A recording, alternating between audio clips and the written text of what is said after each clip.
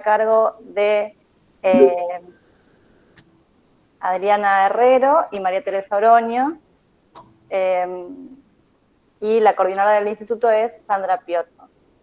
La dinámica de la charla es similar a la de la semana anterior. La idea es que después de las exposiciones de ambas profesionales, retomemos preguntas que vayan surgiendo a lo largo de la charla. Digamos, pueden ir haciendo en el chat las preguntas que vayan surgiendo, las dudas que se les vayan ocurriendo y toda inquietud que pudieran tener en relación a los temas que desarrollamos hoy. Y bueno, a partir de ahí hacer como una especie de debate, reflexión de cuestiones de la práctica. Va a comenzar la charla María Teresa Oroño y a continuación Adriana Herrero. Sandra, no sé si querías decir algo en relación antes de presentarlas formalmente a cada una. Sí, gracias María Florencia. Bueno, primero agradecerles a todos y todas que están presentes hoy en la jornada, en la continuación de esta actividad que desarrolla el Instituto, y como coordinadora del mismo darles las gracias tanto a María Teresa Oroño, que es miembro del Instituto, como a nuestra invitada, Adriana Herrero, que es una colega que siempre está dispuesta y con mucho agrado enseguida aceptó nuestra invitación. Así que nuevamente agradecerles y dar inicio a la jornada. Bien. Sí, yo también un breve comentario antes de, bueno, de darles la palabra a las colegas.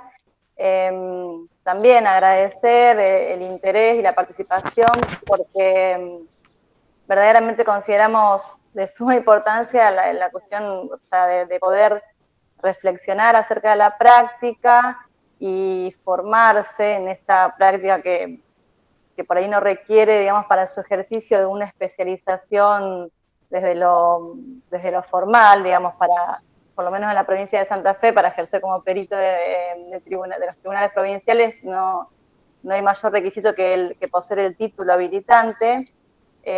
Así que bueno, siempre discutimos desde el instituto la importancia de especializarse en este campo que tiene su complejidad y sus particularidades. Así que bueno, agradecidos todos los miembros del instituto en ese sentido, digamos.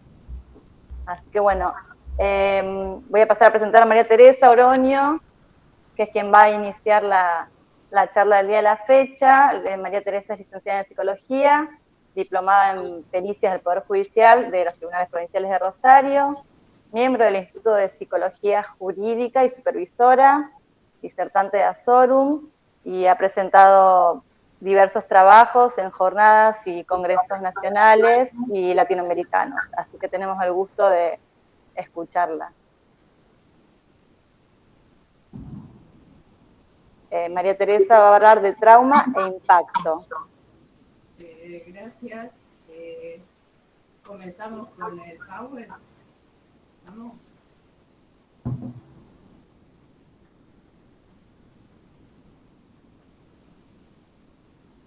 Bien.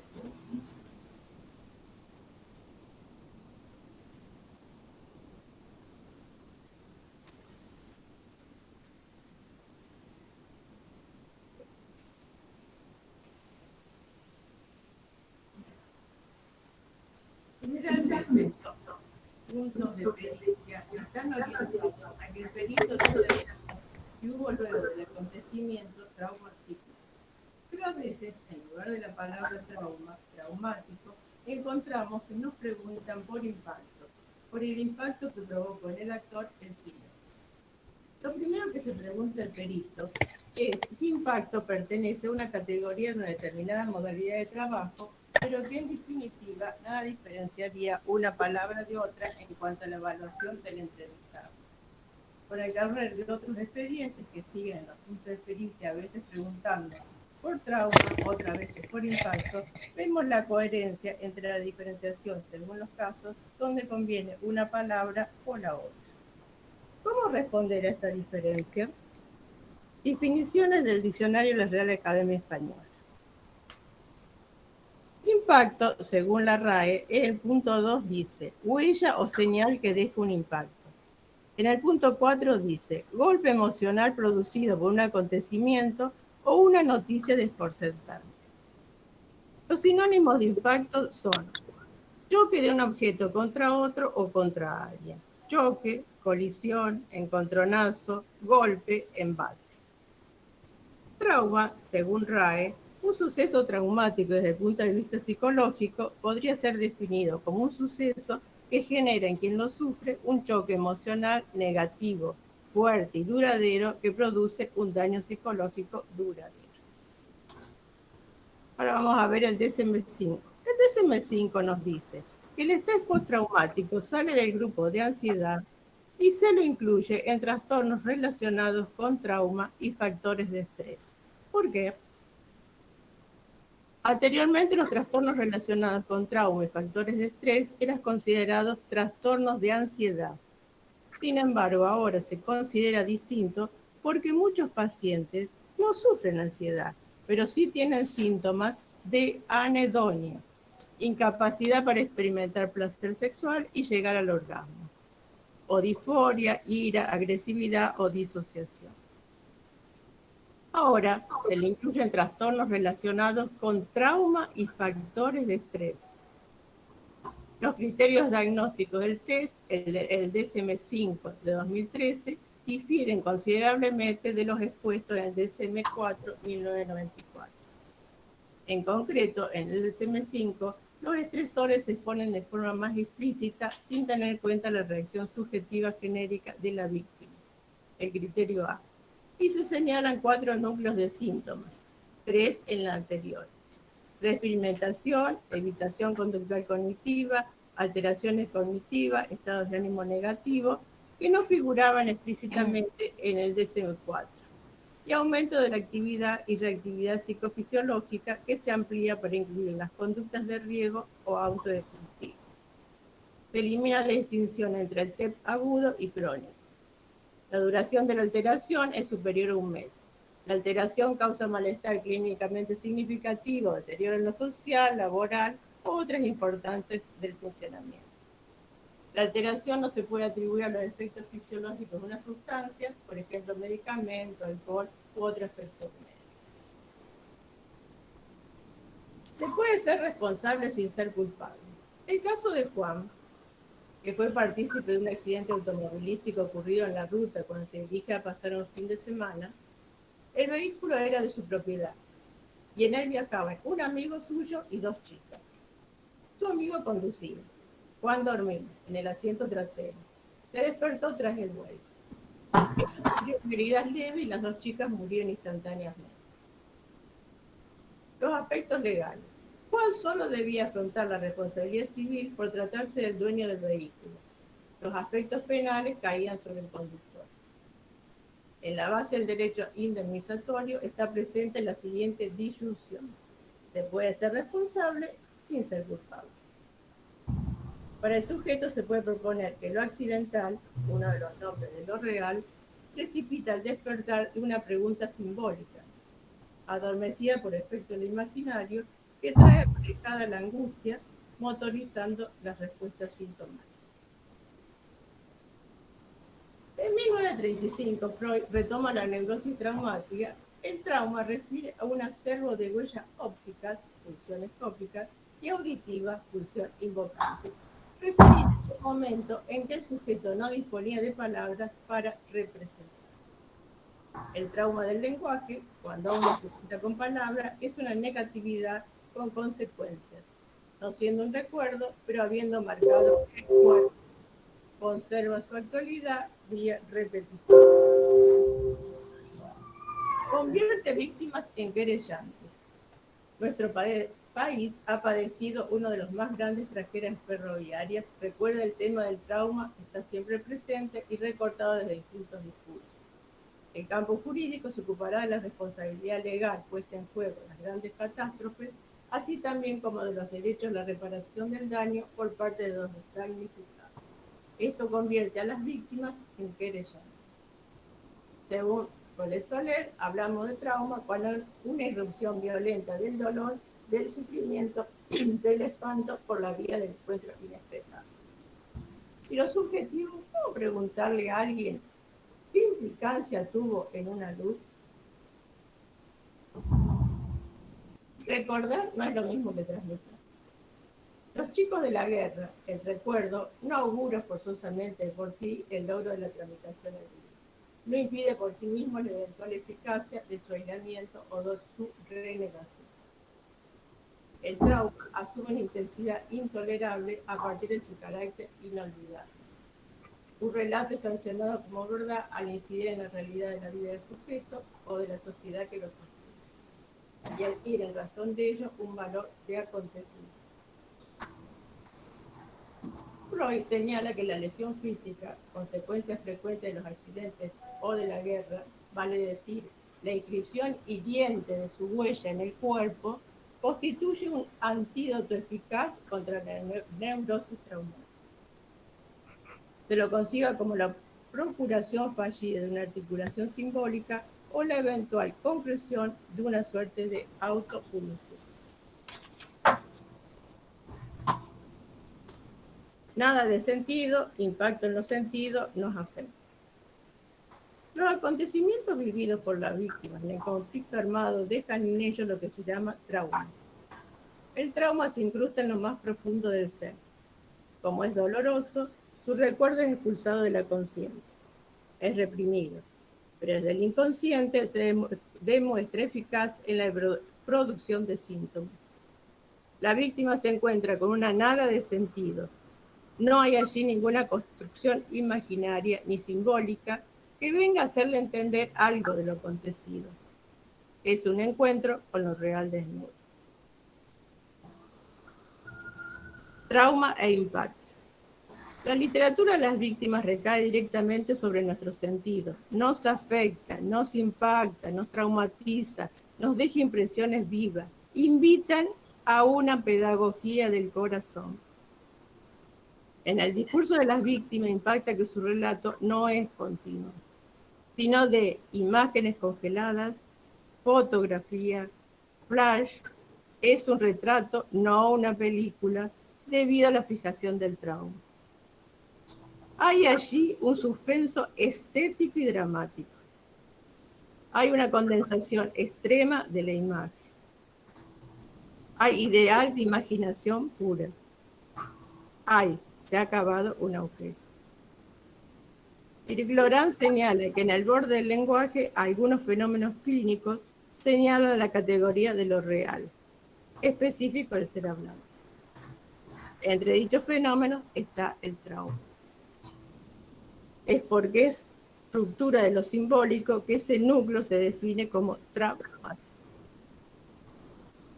Alejandro Sacchetti nos da coordenadas para pensar esta distinción pensada al comienzo del trabajo, la diferencia entre impacto y traumatismo. El autor dice, en Freud siempre se trata de trauma, no de traumatismo. Esta da lugar a una primera distinción. El traumatismo se aplica a un hecho exterior que golpea al sujeto y el trauma al efecto producido por ese hecho en el sujeto y más específicamente en el dominio psíquico.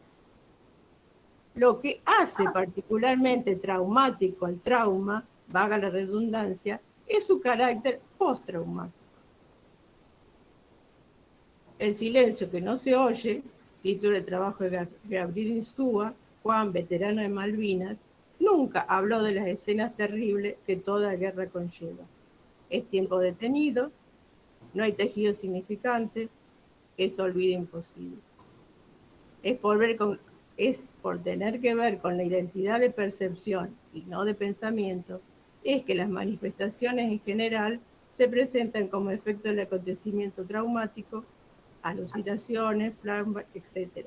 Son caracterizadas como focas. Y entonces, a modo de conclusión apresurada, se puede homologar traumatismo e impacto.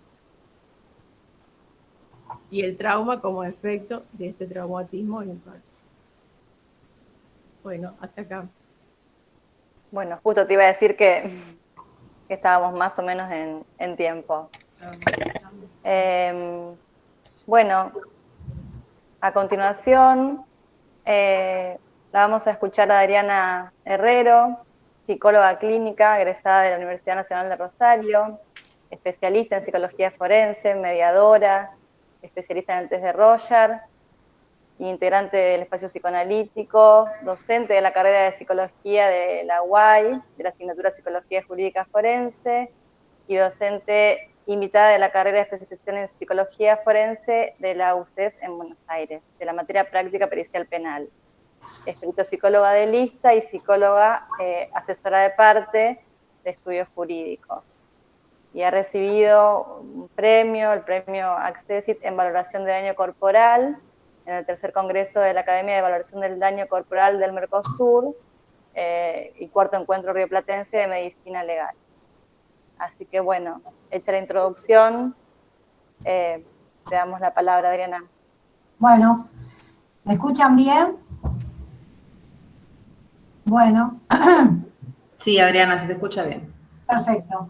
Bueno, muchísimas gracias a la gente del instituto, en especial a Sandra y a toda la gente que forma parte de ese lugar de trabajo tan interesante por la invitación. Bueno, voy a tratar de transmitir a partir de la propuesta que me planteó Sandra en relación a algunas cuestiones con respecto al campo de la pericia, el trabajo del perito de lista, algunas apreciaciones para mí importantes para considerar en el trabajo que el perito hace como auxiliar de la justicia, hacer algunas consideraciones sobre trauma y después la referencia específica a un caso en el cual trabajé como perito de oficio. Un caso de un accidente laboral que me pareció interesante para considerar por el tipo de material que apareció en las pruebas que administré al actor. Bueno, me quedé pensando cuando una de las chicas planteaba esta cuestión de la inscripción de los peritos para realizar la tarea como perito de lista, que solamente con el título es suficiente, estar todo lo que tiene que ver con lo legal desde el punto de vista de matrícula para realizar la tarea, y es toda una temática interesante para interrogar y para preguntar, porque yo creo que cuando somos convocados en el ámbito de la justicia para realizar esta tarea, creo que es una tarea que reúne la importancia de poder trabajar desde el punto de vista ético y desde el punto de vista de la profundización de nuestra tarea de la manera más completa y más concienzuda y profunda posible. Cosa que muchas veces cuando uno trabaja en el ámbito de la pericia se encuentra con dificultades que muestran a los peritos con no la suficiente preparación o con la suficiente destreza para abordar la temática que significa realizar la tarea, ya sea en el campo como perito de lista, como cuando uno como perito de parte es convocado por la parte para realizar una tarea. Por suerte, en lo que es el tiempo desde que comenzamos a trabajar en el ámbito de la pericia, han pasado muchos años y muchas cosas están mejor, han cambiado y hay un montón de posibilidades como esta de esta tarde para permitir articular lo que cada uno puede tener como experiencia. Yo voy a hacer referencia a algunas cuestiones que pienso con respecto a la tarea. Bueno, en relación al daño psíquico, que lo ubicamos claramente dentro del ámbito de la pericia, a diferencia del daño moral, que está por fuera del campo de la pericia, que como sabemos es genérico y está dado, el daño psíquico tiene la importancia de convocarnos a través de los puntos periciales para que nosotros demos cuenta de el estado de un sujeto y si ese sujeto, que es el actor, que es el sujeto de la pericia, se encuentra realmente afectado como consecuencia del hecho y si ha generado un daño psíquico o no. Bien, nosotros tenemos que tener un nivel de entidad que pueda definir que ese sujeto padece un daño. ¿Eso qué quiere decir? Que no necesariamente porque realicemos una pericia y porque al sujeto le pasó tal acontecimiento, eso va a definir ya la presencia del daño. Vamos a tener que transitar un montón de preguntas, interrogantes que se le van a presentar al actor por parte en este caso, de nosotros como peritos, y a partir de eso, a través de el discurso del sujeto, la articulación con pruebas psicométricas y proyectivas, la utilización de registrar sobre el material de sueños, que es un material muy importante para trabajar en el campo de la pericia, para detectar si el sujeto que ha sufrido tal acontecimiento padece o no un daño psíquico.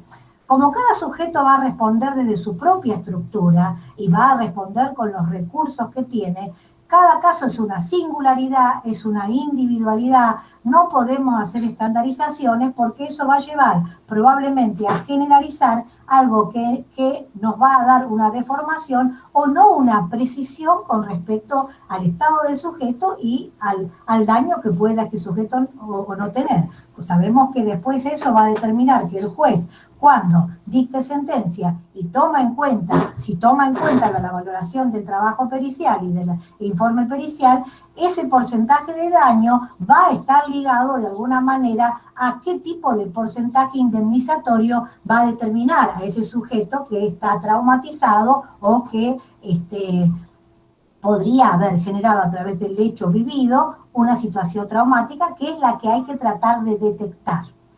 Entonces, importante para considerar, importante para valorar, es la singularidad, el caso por caso. Yo hace unos años trabajé como perito de parte, no como perito de oficio, sino como perito de parte, convocado por un abogado, en muchos casos de la explosión de Calles Altas. Fueron casi 60 que tomé.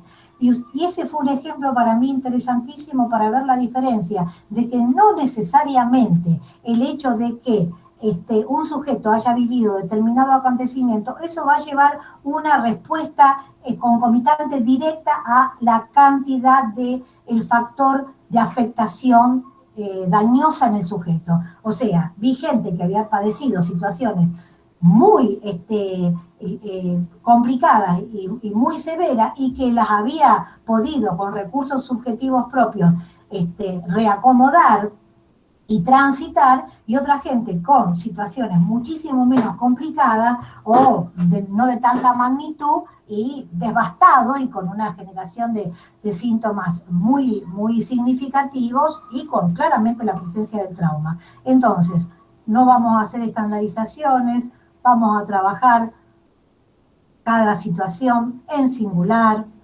en lo individual, tratando de detectar si ese sujeto que estamos tratando de reconocer en el proceso pericial, que yo generalmente lo hago no con menos de 4 entrevistas, hasta un promedio de 6, y que me va a permitir, a través de lo que dije anteriormente, la articulación del sujeto, la articulación de pruebas psicométricas y proyectivas y el material de sueño, hacer una reconstrucción de lo que pasó con ese sujeto y acercarme, si es posible, a definir si hay o no un daño.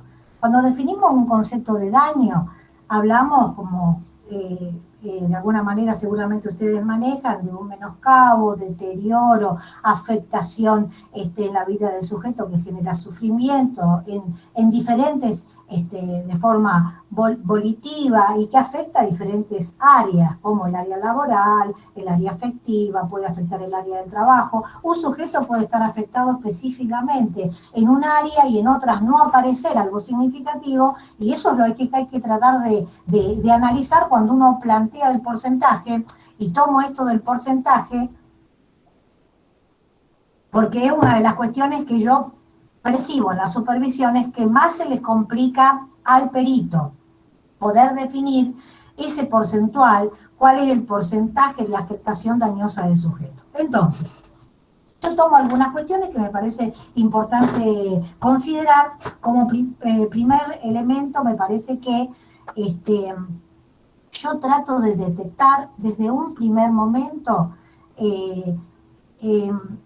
escuchando al sujeto, y analizando cada una de sus narraciones en cada una de las entrevistas, que no siempre son iguales, porque a lo mejor en una entrevista preguntaste algo sobre sueños y te dice, no recuerdo ninguno, volvé a reiterar la pregunta en la entrevista siguiente y resulta que apareció un sueño y encima un sueño de características pesadillescas. Entonces, aquí empezamos a articular algo que tiene que ver con poder detectar en el sujeto si existe un acontecimiento, este evento traumático, este hecho que puede haber generado en el sujeto la instalación de una marca, una huella del orden de lo traumático. Bien, sabemos que el aparato psíquico es una máquina donde entra y sale energía y que ante el impacto, ante la fuerza de una presencia excesiva, ante la presencia de una carga de energía intensa, muchas veces el aparato no logra metabolizar, no logra ingresar plenamente, no logra ligar, queda esa energía suelta y que de alguna manera puede aparecer como presente en, por ejemplo, el material de sueños.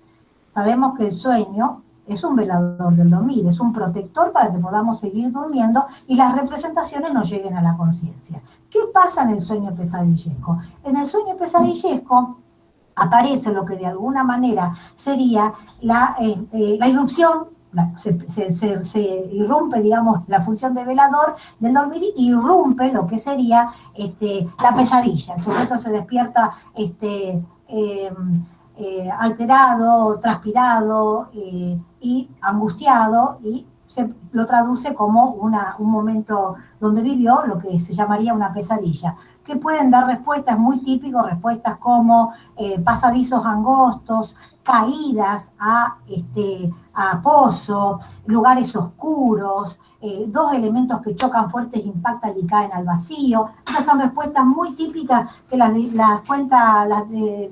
muestra muy bien en la densidad figurativa en Freud, que es un texto de Kopp, que tiene un capítulo sobre pesadilla que se los recomiendo para los que hacen pericia, porque me parece que es una muy buena forma de incorporar el tema de preguntar por los sueños, de que el sujeto hable de eso, porque ahí vamos a ir viendo cómo o no aparece la represión, el olvido, la repetición, qué ha pasado con ese sujeto, y si se aparece reiteradamente en el momento que estamos haciendo la pericia, que sigue estando el sueño pesadillesco, bueno, esto nos da primero claramente la presencia de la cuestión traumática, y obviamente da cuenta de una energía que intenta ligarse y que hasta el momento no se ha logrado y por eso repite.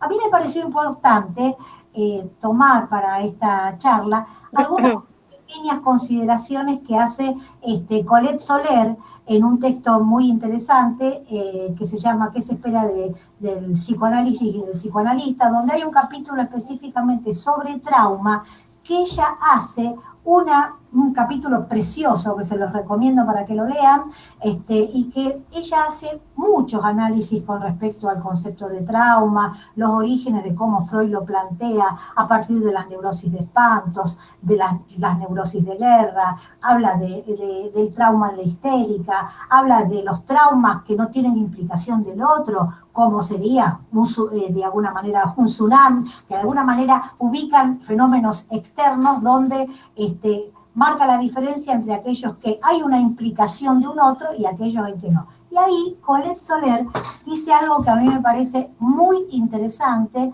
y que lo trato de transmitir muchas veces a los alumnos y en los lugares que por ahí expongo, porque me parece de una valoración extrema. Y ella hace una diferenciación con interrogante y con una pregunta en esta diferencia. En la diferencia, ella dice, bueno, hablamos del trauma. El trauma comienza desde contemporáneo con toda la teoría psicoanalítica y empezó, como dije antes, a partir de las neurosis de espanto, y después lo podemos ubicar en un montón de cuestiones, y que yo diría que el trauma sobrepasa lo que sería el campo del psicoanálisis. Bien, y ahí, ¿qué dice Colette Soler? Hace una referencia muy interesante con respecto a la diferenciación entre El fantasma fantasma y síntoma, dos conceptos que se utilizan mucho más hoy en el campo del psicoanálisis, más que el concepto de trauma, y dice que cuando hay un hecho traumático, un evento traumático y un impacto de un acontecimiento extremadamente brutal, porque agujerea, porque produce un exceso de energía que invade al psiquismo, hay mucha menos implicación subjetiva, o no la hay, o hay poca, dice Colette Soler, en comparación de cuando hay en relación al fantasma y en relación al síntoma. Entonces, repito, ¿qué plantea Colette Soler? Plantea que en el campo de lo traumático, en el campo del trauma, y cuando ha habido un hecho y un evento traumático que impacta, y que muchas veces vemos en el campo de la pericia, es probable que la implicación subjetiva sea menor. Sea, de alguna manera, la participación del inconsciente en el sujeto es como que ahí, en el hecho traumático, en el acontecimiento traumático y de alguna manera la respuesta del sujeto, hay menos implicación inconsciente. Es como que el sujeto está más inocente, dice Colette Soler. Mientras que en el campo de lo que sería el del fantasma, el campo del síntoma, hay una implicación subjetiva mucho mayor.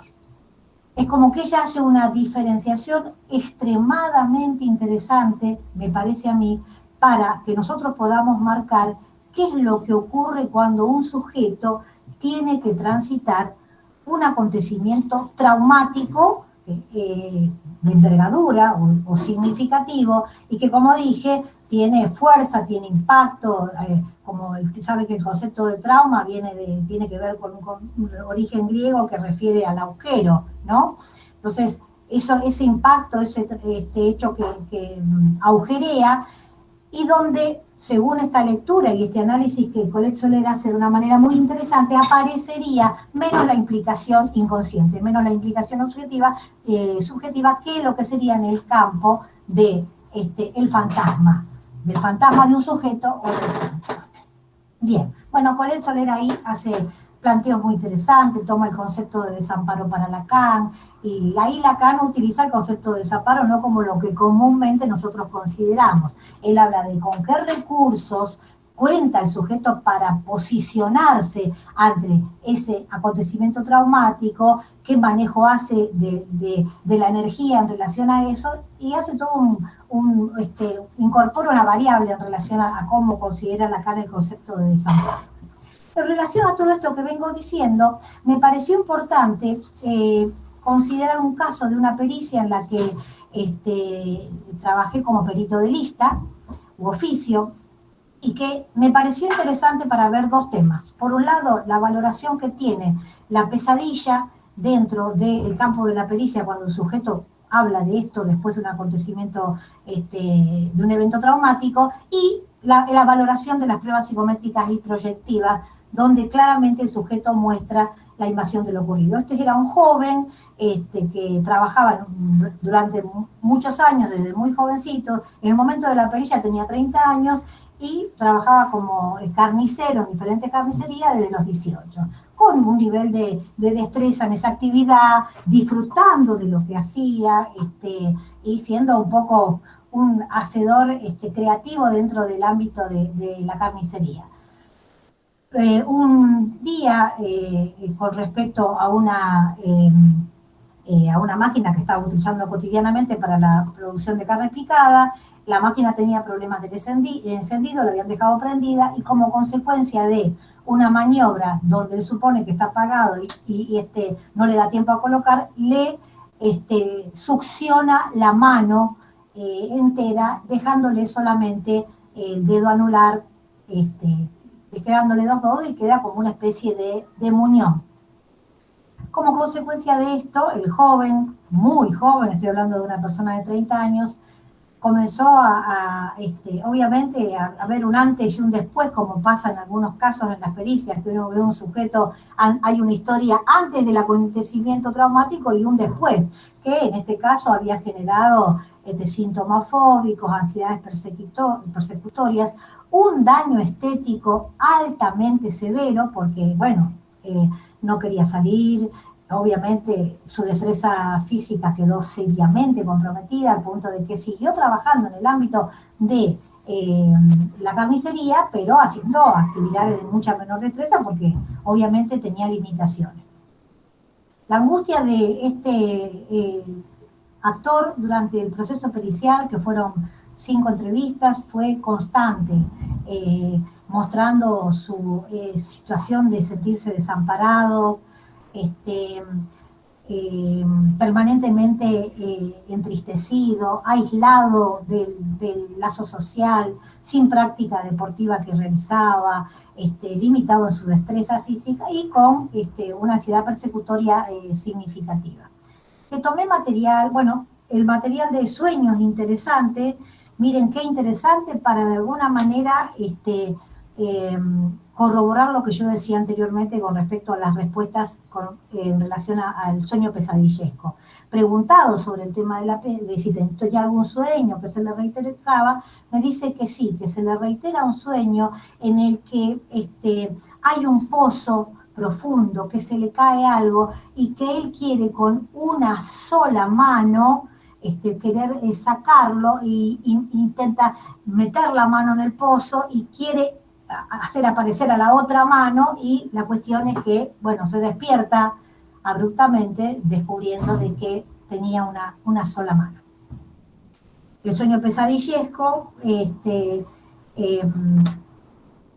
dice, lo digo, ahora lo voy a leer, caída a un pozo oscuro, siento la angustia de querer sacar algo y no puedo, tengo una sensación de extrañeza, se angustia. Bien. Le tomé, como dije anteriormente, otro material, test de la pareja, el test de Rorschach, y ahí aparecen 2 cosas interesantes. Durante toda la pericia él se refiere a un primo de él que es ciego. Entonces dice, somos los extraños de la familia. Cuando realiza el test de la pareja se hace él con el primo y él se hace con los comuniones. Y refiere esto también, ¿no? Hace una pequeña historia de que salen a caminar, que tienen un paseo, pero los ubica como los raros, como los diferentes. Luego, en relación a el test de Rorschach, realiza respuestas como, por ejemplo, en lámina, realiza autorreferencias severas. No hay una pérdida de conciencia e interpretación plena. ¿Qué sería la pérdida de conciencia e interpretación plena en el Rorschach? Bueno, cuando alguien dice, bueno, acá estoy yo, esta mariposa parece, bueno, donde no hay una distancia, no hay un nivel de simbolización y aparece un real ahí que se impone como si la mancha fuera él mismo. Y él dice cosas como, por ejemplo, estas. En la lámina 1 dice, parece una abeja, tiene las manitos igual que yo. En la lámina 2 dice, un elefante, elefantes, parece que tienen las manitos muy parecidas a las mías. Este fenómeno, dentro del Rorschach, es un fenómeno que se llama, es un fenómeno de proyección masiva, donde no puede separar y le irrumpe. Aparece la cuestión claramente de la fijación y del efecto traumático que a él le genera repetir en cada uno de los elementos que yo le voy tomando, porque lo hizo en el material de 4 pruebas, constantemente la problemática de su mano, digamos, de la mano succionada y del resto que le quedó como trozo de su mano, y con el cual se trataba de manejar. Además, hace respuestas de calavera de una vaca, que es la presencia de lo tanático, es un esqueleto, un elemento aunque sea de un animal con características de esqueleto, está ligado al incremento de la pulsión de muerte, que claramente aparecía en este joven a partir de estados de depresión, angustia, se pasaba muchas horas aislado en su habitación, se conectaba con el trabajo y trataba de seguir haciendo porque tenía que sostener a su familia, pero permanentemente estaba abrumado. Y una de las cuestiones, bueno, yo puse muestra de desmotivación, angustia, inhibición, pérdida de la autoestima y una afectación estética muy significativa, que, como dije anteriormente, lo afectó en un montón de espacios, porque, bueno, ya su vida, esto significó un estrago. Durante el proceso pericial ocurrió algo que también me parece interesante plantear y que un poco cuenta la modalidad de trabajo mío, que algunas veces, y ustedes van a ver en este ejemplo que voy a dar, se sobrepasa de la tarea específica del perito, porque él hacía referencia permanentemente a que tenía una posibilidad de usar una mano, una muñeca, de características ortopédicas, y que eso, bueno, le permitía cubrir lo que él tanto tapaba. Pero bueno, insistía que no iba a poder, porque eso la gente lo iba a mirar más, todo esto de la mirada del otro estaba permanentemente presente, obviamente con un daño estético que yo tomé en mi informe, porque yo hice un trabajo en mi carrera forense que refiere a que el daño estético está invisibilizado para el campo jurídico. Este es un ejemplo. En ningún punto de pericia y en ningún momento se me pide una referencia ante un hombre que había perdido prácticamente toda su mano, un joven de 30 años, y donde todo lo que estaba pasando, inclusive mucho más que la falta de destreza corporal, que era gravísima porque trabajaba con sus manos como carnicero, pero era mucho más grave el daño estético. Y ahí, en la última entrevista, tanto yo como la perito de parte, con la cual trabajé muy bien y muy cómodo, y trabajamos muy bien, intentamos sugerirle la posibilidad de que él revisara esta cuestión de empezar a incorporar dentro de su cuerpo esta utilización de esta mano ortopédica, que una vez que la pudiera incorporar y que formara parte de su esquema, probablemente lo ayudara bastante más en relación a esto de la mirada, de esta cosa bizarra y extraña que es para la mirada de todos cuando alguien se muestra con una diferencia, ¿no? Como que nosotros tenemos una mirada global, ante lo esperable, y cuando algo se sale de eso, obviamente capta nuestra mirada y nuestra atención. Y ante eso me pareció interesante porque yo percibía en este muchacho, que obviamente estaba bajo un efecto dañoso muy importante, que no pude ponerle la magnitud porque como era el baremo de la ART, y el baremo de la ART es un imposible, donde realmente se hace muy complicado poder poner porcentajes acorde. Este es un caso donde daba para más de lo que yo puse, pero me parece importante que yo lo percibía con niveles de pobres de simbolización, y me pareció que el final de la pericia le permitió a él recapacitar. Obviamente ustedes saben que la pericia es una nueva situación de retraumatizar al sujeto, porque tiene que volver a hablar de lo que le pasó y narrar su angustia, o sea que es una situación muy movilizadora que en algunos sujetos inclusive se les hace difícil poder transitarla, la pericia. Bueno, él la transitó con angustia, pero pudimos trabajar bien. Y me parecía de que este aporte de decirle, fulano, me parece que si usted se amiga con esta posibilidad de colocarse la mano con característica ortopédica, y que le permitía completar de alguna manera esa enorme pérdida, iba a poder sentirse mejor en algunos ámbitos, y probablemente algunas cuestiones pudieran permitirle socializar más, estar en una cuestión más recreativa y no estar tan aislado, tan abatido, tan angustiado, y tan en ese lugar del raro, del distinto, que a él lo unifica con el lugar del primo que era una persona con falta de visión. Bueno, no sé cómo estoy con el tiempo, más o menos. No te escucho.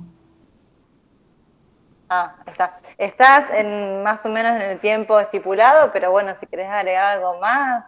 te escuchamos con gusto, Adriana. Mira, yo creo que a mí me parece importante poder considerar con respecto a esto que estamos planteando la importancia de que el perito, y yo se los digo a mis alumnos todos los días, que el perito trabaje de una manera responsable, profunda en el sentido de profundizar lo que tiene que ver con, por un lado, hacer una reconstrucción en relación a la historia del sujeto, hacer una reconstrucción del hecho que fue el disparador del hecho traumático, que puede ser un accidente, una pérdida de trabajo, un acoso laboral, un abuso sexual, bueno, un accidente de tránsito, pueden entrar todas las variables que nosotros conocemos en las diferentes áreas que fueron en los cuales trabajamos cuando somos convocados, pero me parece importante que nosotros podamos considerar que la tarea nuestra tiene una valoración, que en la medida que nosotros podamos hacer un informe lo suficientemente contundente, claro, objetivado, donde el juez sepa que esto que estamos diciendo está argumentado acá, que se ve en tal material, que se ve en el Rorschach, que se ve en una pesadilla, bueno, es fundamental para que llegado el momento de la valoración, cuando el juez dicta sentencia, pueda valorar realmente y pueda tener porque esa es la tarea para que nos convocan, para que digamos algo en relación al estado de ese sujeto, hablemos de ese sujeto, no solo porque muchas veces nos dicen personalidad previa, cómo era tu sujeto, y eso es relativo, el aparato psíquico no es cuantificable, no es anticipable ante el hecho traumático, cada uno responde de la estructura, cada sujeto hace con lo que puede, con lo que tiene, y muchas veces nos piden exceso de tenemos que poner un porcentaje porque no hay otra, porque eso es lo que va después paralelizarse con la indemnización, pero hacemos un forzamiento desde nuestro campo, tratando de tensar lo más posible y poniendo un número. Ese número va a ser siempre relativo, pero va a estar relativo, digo, porque puede ser que a lo mejor dos peritos trabajando en una misma circunstancia pueden tener una pequeña diferencia en el porcentaje, no puede ser tan grande, puede ser que haya un poco de diferencia, pero eso va a estar sustentado y sostenido por el discurso del sujeto y por la articulación que todas las pruebas que nosotros podamos realizar sean concretadas y que nos permitan acercarnos lo más posible al estado de ese sujeto. Sabemos que hay gente que tiene recursos, hay gente que tiene muchos recursos y eso permite que uno pueda realizar una pericia mucho más cómoda y que uno tenga muchos más elementos. Hay veces que no. Este chico yo creo que desde el punto de vista de sus recursos era bastante limitado, tenía un pensamiento bastante estereotipado y estaba fuertemente fijado en el acontecimiento traumático que había vivido, atravesado, vulnerado totalmente, era un estrago lo que había ocurrido en su vida. Y eso yo lo traté de transmitir en el informe pericial. Eso fue lo que de alguna manera yo quise plasmar en el informe en general y en la contestación a los puntos de pericia. Bueno, ahí está más o menos todo lo que pensé para decir. Y bueno, los que quieran hacer preguntas. Sí, yo antes de darle curso a las preguntas quería, subrayar esto que vos destacabas, Adriana, en relación a la modalidad de trabajo, que me parece que es clave al momento de hacer la evaluación, cuál sea el curso del desarrollo del proceso pericial. Porque, vos justamente en relación a este caso que tomás como ejemplo para digamos, tomar estas cuestiones desde la teoría, digamos, te permite corroborar a partir, por ejemplo, de la aplicación de técnicas y hacer una correlación de datos y una articulación que por ahí no es posible, y el proceso es muy acotado, y ni hablar si no se aplican, digamos, técnicas, porque, justamente en el encuentro anterior había surgido la pregunta de si era posible hacer una evaluación pericial sin administrar técnicas psicológicas. Entonces, como para dejar abierta la pregunta y vamos a la discusión, y darle curso a las preguntas que hayan ido surgiendo. Sí, ahí yo quería, Florencia, si puedo agregar algo, ¿puedo? no solo voy a contestar esto que vos decías, que estuvo en la reunión anterior, y sobre lo que no tengo dudas. Nosotros tenemos que objetivar la prueba. Y para nosotros el material que administremos y lo que ese material nos dé es clave.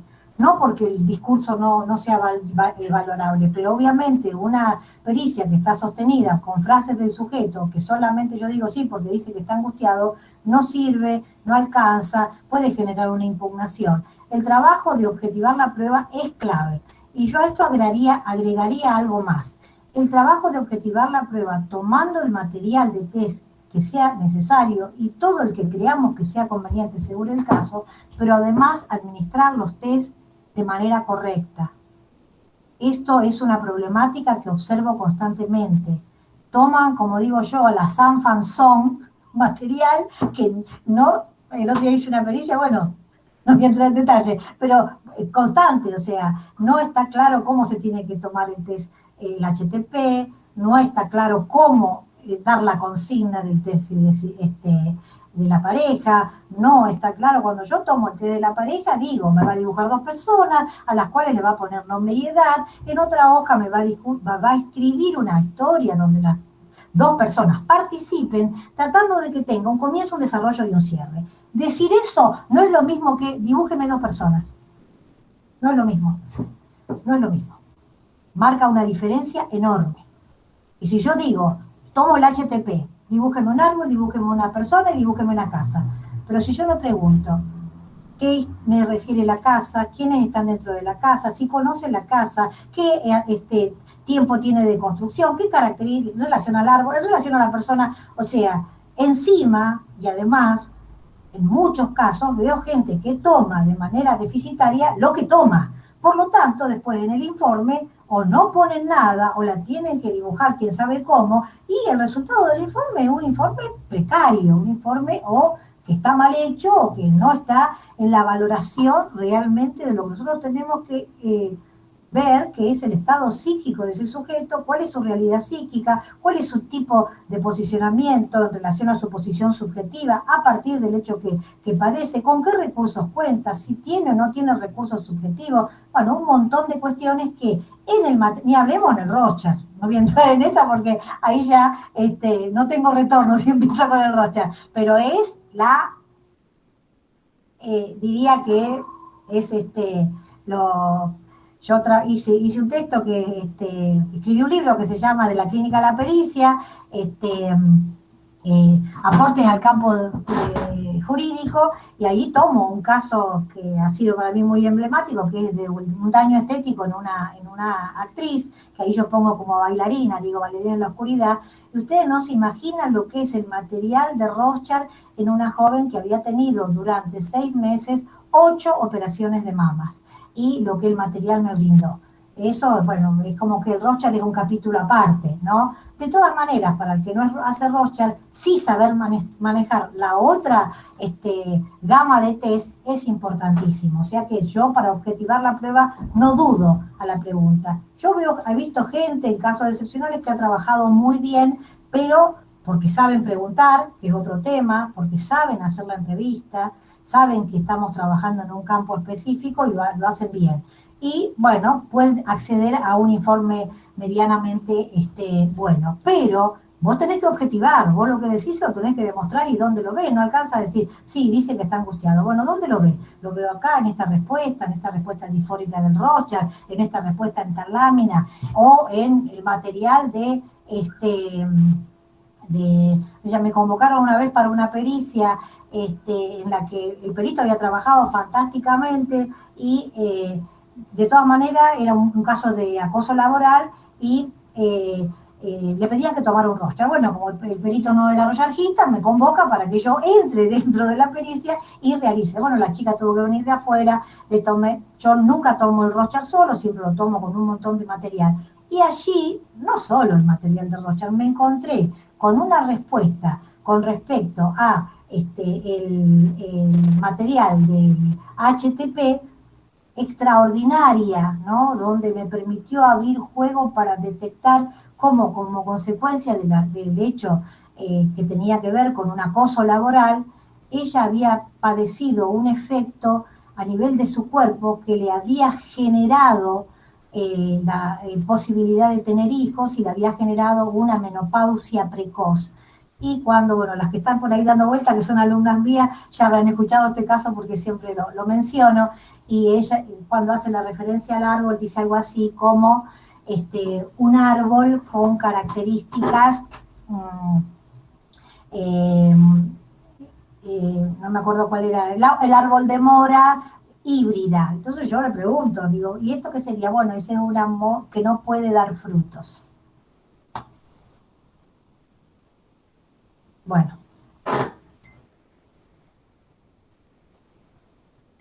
Por eso, es mucho el material que se aporta, digamos, que agrega a lo discursivo y que por ahí se pierde de no aplicarlo. Digamos, Exactamente. Y de no saber interpretarlo también, por supuesto. Sí, claro.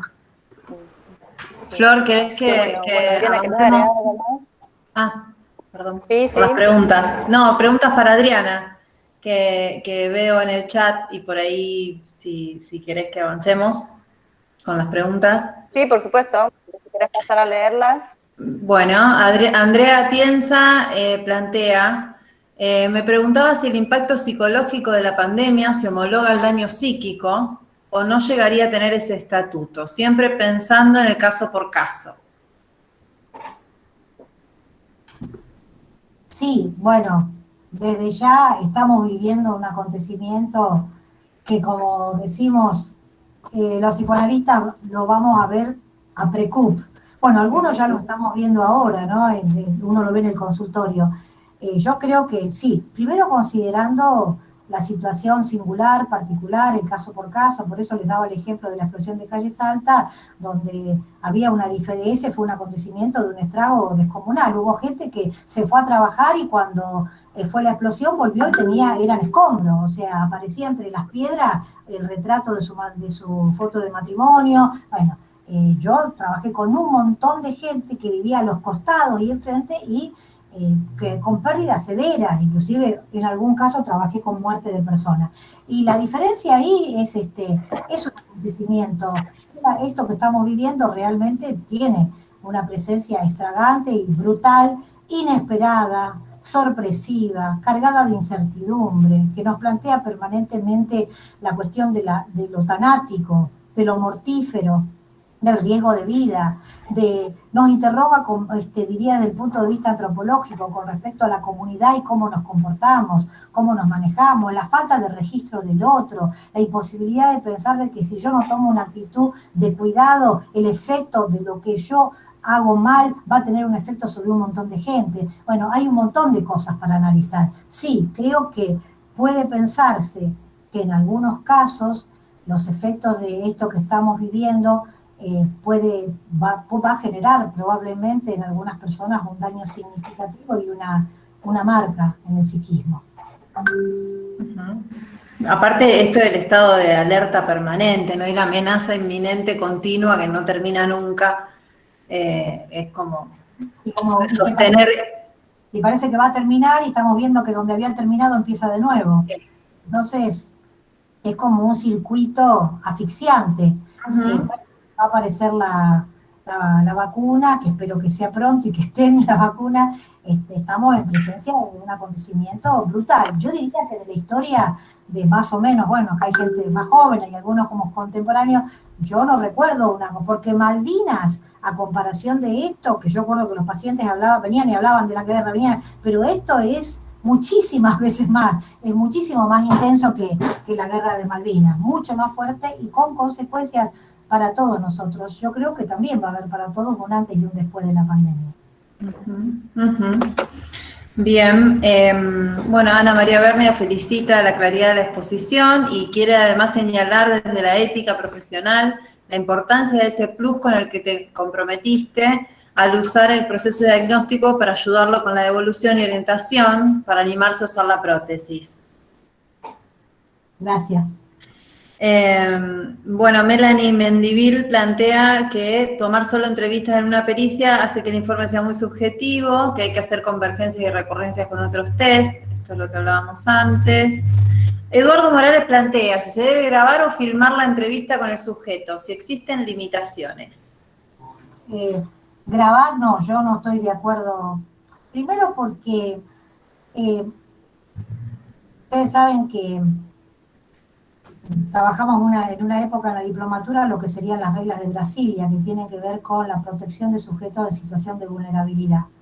Yo creo que el sujeto de la pericia está en situación de vulnerabilidad. El encuentro con su historia traumática, el encuentro con el acontecimiento que lo afectó y que lo arrasó, es un volver a pasar por el hecho traumático y es una revictimización. No tomaría, no, lo que sí hago todo el tiempo es escribir, pero no elegiría ni grabar, porque bueno, puede generar a lo mejor alguna cuestión de que sea persecutoria, y mucho menos ni grabar, ni poner ni filmar, ni nada. Me parece que lo suficiente es transmitirle al sujeto que se encuentre tranquilo. Yo acostumbro mucho a explicar cuál es el objetivo, porque hay gente que viene sin tener claro por qué viene, entonces están irritables, enojados, con bronca, maltratan al perito. Entonces yo lo que les digo es que en la medida en que estén lo suficientemente serenos, me van a ayudar para poder acercarme lo más posible a lo que a él le pasa, que es después lo que yo voy a plantearle al juez en mi informe. Entonces que eso tiene que, a pesar de que uno entiende de que si el sujeto está muy mal, me pasó, porque justamente lo recuerdo, en uno de los casos de Calle Salta, tuve que interrumpir la entrevista porque realmente estaba viviendo esta joven, que era una artista plástica y que había perdido su casa completa, todo, derrumbada. Era tal estado de llanto, eran tal los gritos que pegaba, la angustia que le generaba hablar del tema, que tomé la decisión de interrumpir y no hacer más entrevistas. Hice el informe de ella con lo que tenía, y ahí paré porque me di cuenta de que estaba haciéndole pasar un mal momento. Entonces, yo creo que todo eso uno lo tiene que considerar, el caso por caso, lo singular. ¿Cuál era la pregunta? A ver, ¿por qué me fui? De grabar o filmar una pericia. No, eso ni hablar. Otra cosa no había dicho, o no, entonces está bien. Justamente por esto que digo, porque son sujetos, respetando las reglas de Brasilia y considerando los sujetos vulnerables ante el espacio que tiene que ver en este caso con lo jurídico, yo preservaría al sujeto plenamente.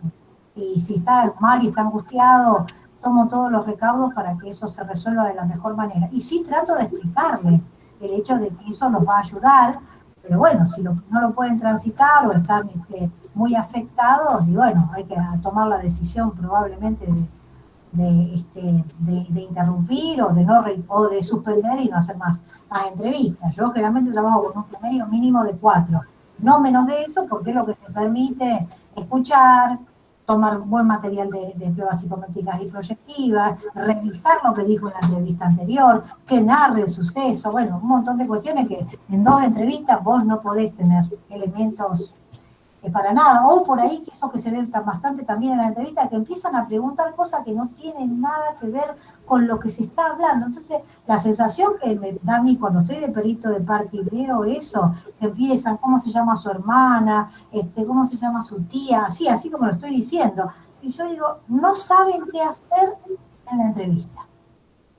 No saben qué hacer. Porque sí, y así como preguntar cosas que no tienen nada que ver también, no se preguntan un montón de cosas que tienen que ver. Claro, totalmente. Sí. Entonces también es una cuestión la dirección de la entrevista, ¿no? Que siempre decimos que tiene que ser semi-dirigida para el caso particular. Sí, pues ahí está levantando la mano María Teresa. María Teresa. Sí, yo quería agregar un poquito más esta cuestión de que sí, vamos a homologar rápidamente el hecho con el daño psíquico. O sea, yo creo que es como una cuestión así compulsiva de decir, bueno, si hubo un accidente tan terrible, va a haber el daño psíquico. Y con esto está pasando lo mismo, es decir, yo creo que están todos los elementos para que sea un traumatismo, para que provoque un trauma. Pero eso no significa que seguro va a haber trauma. Entonces, claro, entonces hay que tener muy en cuenta esto de que hay que escuchar a la persona y ver si realmente hubo alguna cuestión que uno pueda decir, como decía Adriana, un antes y un después.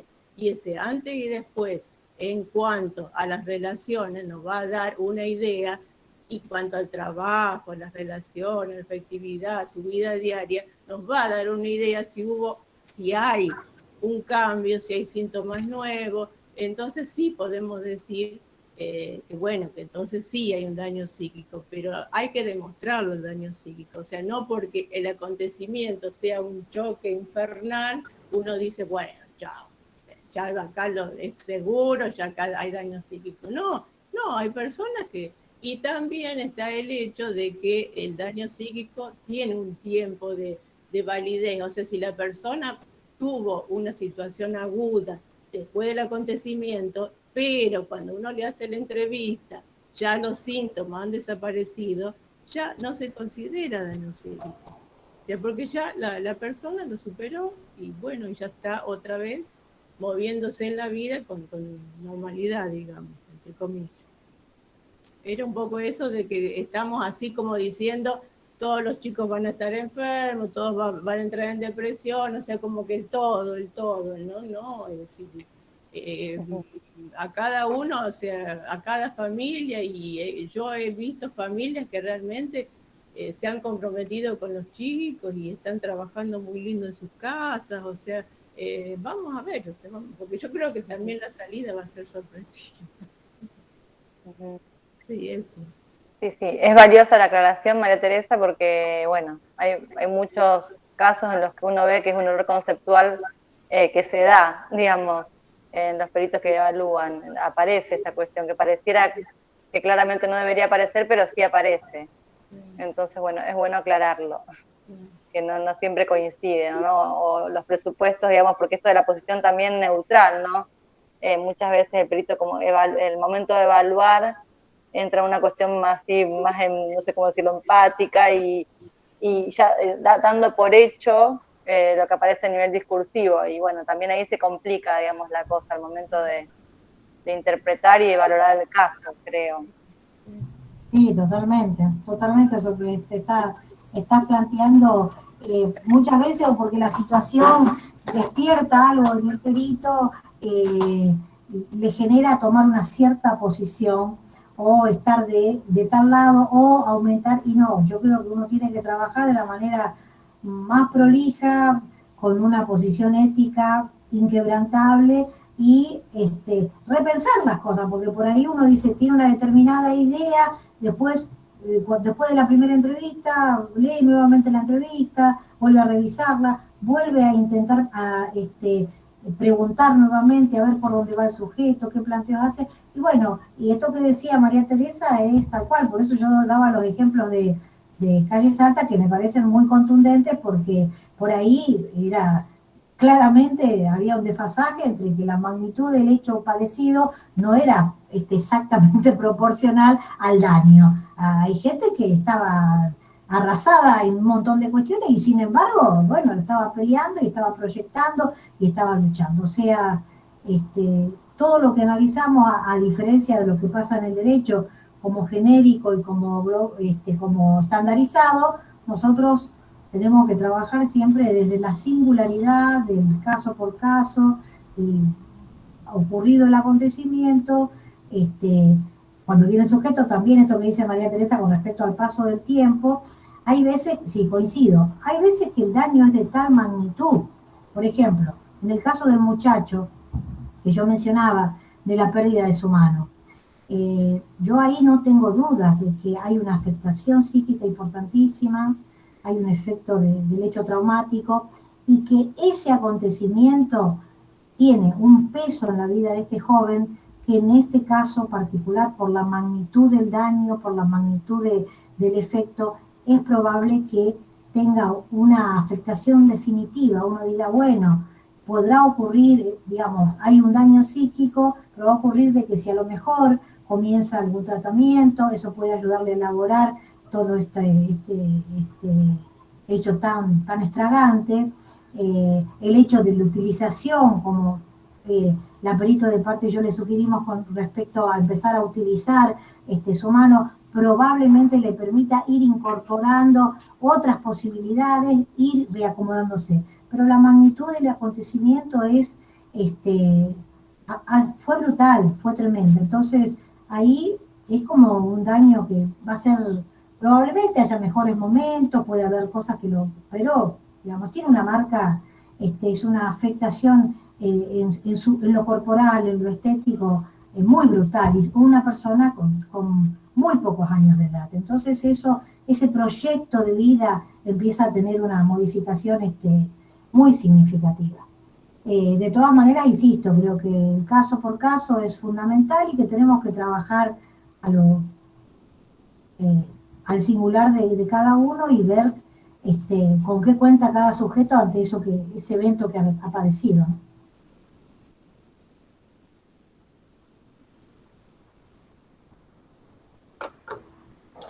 Bueno, bien, bueno, acá Mariela Braiza dice, es muy importante nunca dar por hecho nada con un paciente, tanto en una evaluación pericial como en un tratamiento.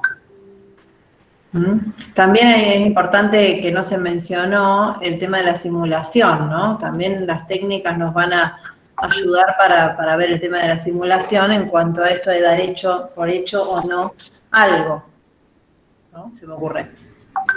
Sí, Pienso. hay dos variables, a mí se me ocurre, yo desde mi práctica, voy a ser sincera, hago pericia hace 24 años y clínica 43 años. Yo, simulación, vi una sola. Simulación con todas las letras, ¿eh? Pero un sujeto que agrande, que es otra cosa, que agrande los síntomas, o que el abogado le dice, mirá, poné peso en esto, decí más esto para que tome mayor magnitud y te den un mayor porcentaje. Eso es un tema que uno lo puede detectar, porque se puede detectar en el discurso y en el material. Simulación, yo vi un solo caso impresionante, muy interesante para ver, pero digamos que no es lo que en mi experiencia yo he visto. No digo que no exista, por supuesto que está, la neurosis de renta, todo lo que significa gente que está fijada al acontecimiento, y lo único que está ahí, no puede salir de ese punto de fijación en el hecho traumático y no pasa por otro lado, entonces se transforma en un pensamiento muy estereotipado, muy fijado al hecho y, bueno, con una limitación que hace que ese sujeto tenga muy poco, digamos, cuente con muy poca plasticidad, ¿no? Desde el punto de vista de recursos para, pero bueno, mi experiencia particular, simulación, tuve una sola. Bien, bueno, Silvana Lapolla dice, ¿qué sucede cuando debemos hacer la pericia después de 2 años de acontecido el hecho traumático y nos piden determinar su existencia? Y lo que nos pasa muchas veces. 6, 7 años. Sí, tal cual. Bueno, María Teresa que levantó la mano. Sí, el tema es una obligación, o sea, nosotros no estamos condicionados cuando hacemos pericia, o sea, nosotros no podemos decidir, o sea, tenemos determinadas cantidades de ítems a seguir, que por ejemplo esto, 1 año después de la laboral y 2 años después del civil, o sea, que esté la pericia jurídicamente consolidada, que el trauma esté consolidado, el daño psíquico esté consolidado. ¿Eso qué significa para nosotros? Se nos complica bastante, pero bueno, o sea, porque si decimos, tuvo tanto problema y lo superó, ¿por qué no? El tema es de que la pericia psicológica es una de las pericias. O sea, por más que, por ejemplo, nosotros, y que se nos complica bastante demostrar que en un momento dado no hay trauma psíquico, porque es bastante difícil demostrar, es más fácil demostrar que hay daño psíquico a demostrar que no hay Pero muchas veces, o sea, se hace la entrevista y los ítems que uno tiene que responder para ver si hay incapacidad, son ítems que ya están preestablecidos, es decir, bueno, si sigue con sus tareas habituales, si gana dinero, si sigue con su trabajo, si sigue con las relaciones. Y bueno, tenemos que llegar a la conclusión que realmente o es un porcentaje muy bajito, que después nos encontramos con los abogados y nos dicen, nos podrías haber dado un poquito más, ¿cómo? Un 2%, 3%. Y bueno, pero puede ser de que el daño psíquico sea leve o realmente no exista, pero demostrar realmente que pasaron los 2 años y la persona está bien, es bastante complicado, pero sucede, y sucede bastante a menudo. Sí, bueno, un poco muchas veces es lo que nos genera pericias en las que hay que, se nos complica, porque puede ocurrir de que esto que decía María Teresa con respecto al tema de la entidad, que Mariano Castello plantea muy bien, y que muchas veces uno lo tiene dando vuelta como, bueno, ¿realmente hay daño?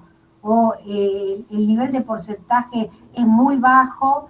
Bueno, yo en general, si yo tengo síntomas y tengo por lo menos un área de afectación con alguna sintomatología de cierta consistencia, es probable que ponga un daño. Si realmente el sujeto me dice, me ha pasado, qué sé yo, un tipo que tenía una actividad como deportista, tiene un accidente, estaba por participar en las Olimpiadas, no pudo más. Bueno, pero cuando hizo la pericia, no iba mal a las Olimpiadas, pero se dedicaba a dar natación, había puesto armado un lugar donde hacía todo un trabajo con chicos, y bueno, y la verdad que el sujeto transmitía que a pesar del acontecimiento y del hecho dañoso que había sufrido con el accidente y que le había cortado, había echado su proyecto como gran deportista, yo me encontré con un tipo que estaba pleno en su actividad laboral y además lo decía con mucha sinceridad,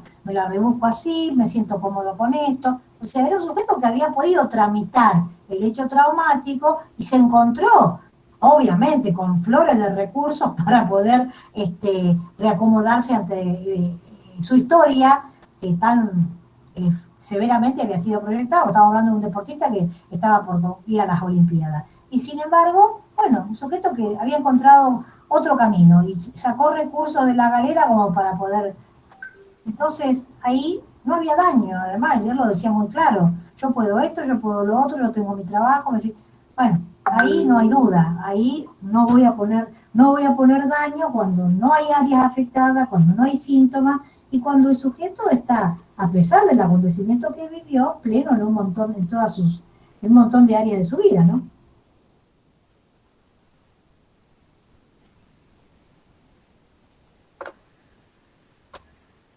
Sí, por eso, digamos, aunque pudiera parecer cierta dificultad al momento de evaluar, bueno, independientemente del tiempo transcurrido, o sea, apelar a estos criterios para llegar a una valoración, digamos, respecto al daño, bueno, digamos, puede hacerse de todos modos. Incluso ahora pienso que con la cuestión de la oralidad, los tiempos se aceleren y, bueno, en muchos casos no nos encontremos con esta cuestión, ¿no? De evaluar a alguien después de X cantidad de tiempo, meses o años, en relación al suceso que es motivo de la demanda.